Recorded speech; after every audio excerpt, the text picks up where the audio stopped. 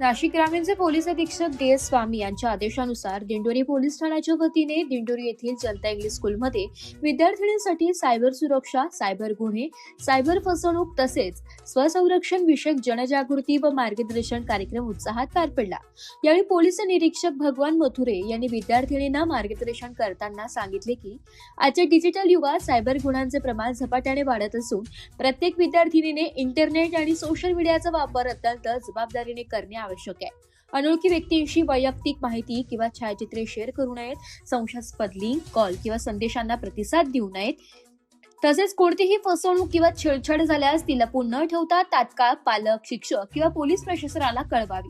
प्रत्येक मुलीने स्वसंरक्षणाची तयारी ठेवून आत्मविश्वासाने व निर्भयपणे जीवनातील प्रत्येक आव्हानाला सामोरे जावे असे आवाहन त्यांनी केलंय। विद्यार्थिनींनी विचारलेल्या विविध प्रश्नांची त्यांनी समर्पक उत्तरे दिली आहे। विद्यालयाचे प्राचार्य शरद शेजवळ यांनी प्रास्ताविकातून कार्यक्रमाचा उद्देश स्पष्ट केलाय।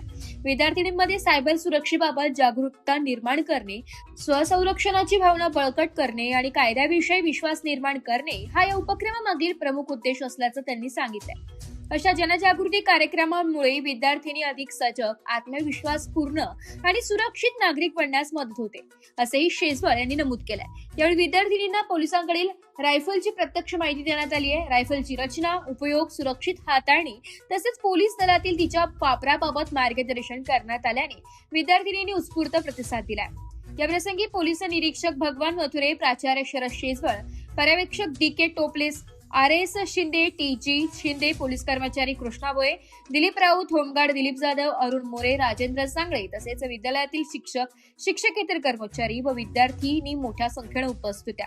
कार्यक्रमाचे सूत्रसंचालन व आभार प्रदर्शन संतोष कथार यांनी केले। एस मराठी न्यूज साठी तालुका प्रतिनिधी संतोष कथार, दिंडोरी।